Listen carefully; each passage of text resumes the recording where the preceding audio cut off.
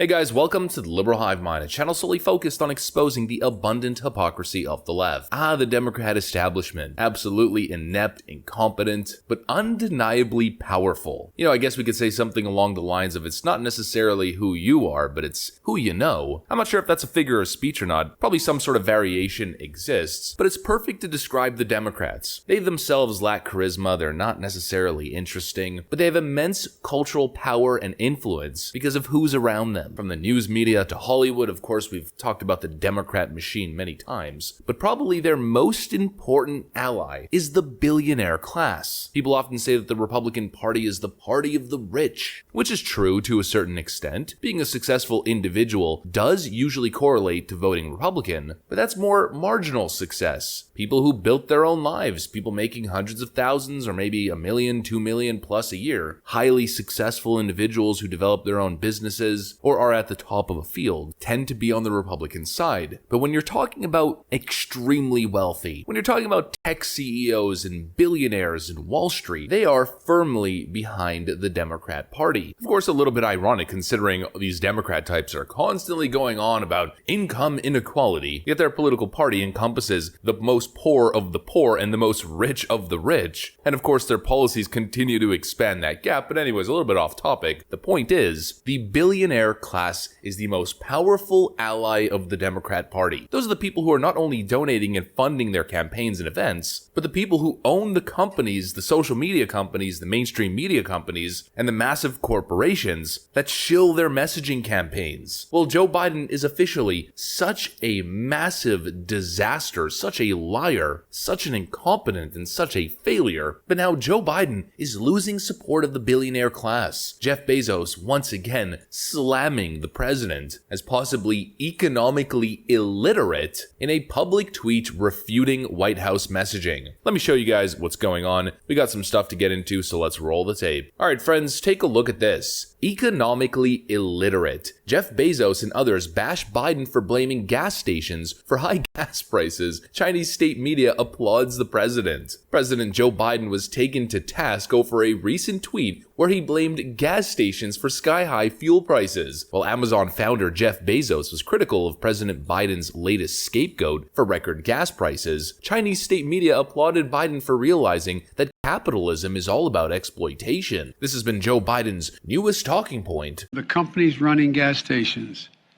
and setting those prices at the pump. This is a time of war, global peril, Ukraine. These are not normal times. Bring down the price you are charging at the pump to reflect the cost you are paying for the product. Do it now. Do it today. Your customers, the American people, they need relief now. So let me summarize.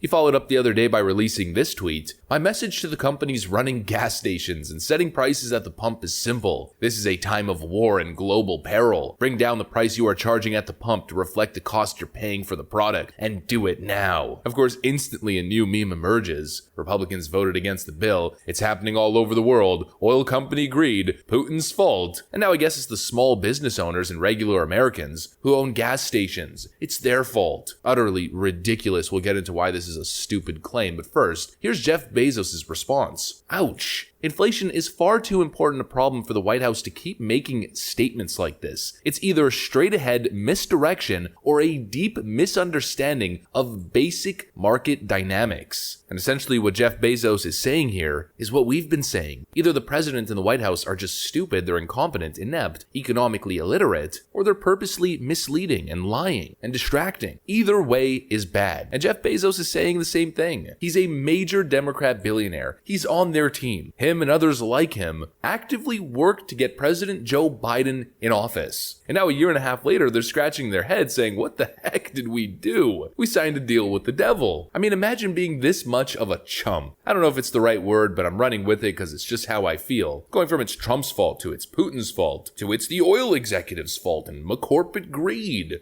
capitalism bad, to now it's the small business owner's fault. It's the random investor or mom and pop cop who owns a couple gas stations that's robbing the American consumer blind? Who would say something like that? I really wish I could cuss, but I'm gonna hold myself back. There's something wrong with this president. There's something wrong with this White House. The dishonesty is just next level. Look, I never ran a gas station, but just based on what I understand and what I'm hearing, gas station owners aren't making money. Gas station owners have very small profit margins on the actual sale of gas. From what I understand, the business model is to use the fuel to sort of get people in, then spend money on a pack of gum, drinks, cigarettes, hot dogs, chips, and stuff like that. That's where they make their money. Not to mention you're buying real estate, and every year if the market conditions are good, the actual value that you own in equity in your asset becomes worth more and more. It's a real estate investment and it's also retail sales. This idea that small business owners are price gouging people with gas is absurd. I mean, logically it makes no sense. You drive around town and there's gas stations everywhere. Sometimes you might see 2 or 3 on the same block, at the same corner. Within this business, you can't just arbitrarily say, I'm charging $7 a gallon, because the guy next to you is just going to undercut you, charge $4.5, and automatically you're no longer running a competitive business. The whole point is to have the gas price as low as possible so that more people come to fill up at your station and end up spending extra money on other things. What Joe Biden is saying here is not only dishonest, it's ignorant, and it's an insult to our intelligence. That's all this guy ever does. All he does is lie. And his Twitter account is truly frustrating. I mean, follow Joe Biden on Twitter, and almost everything that shows up from the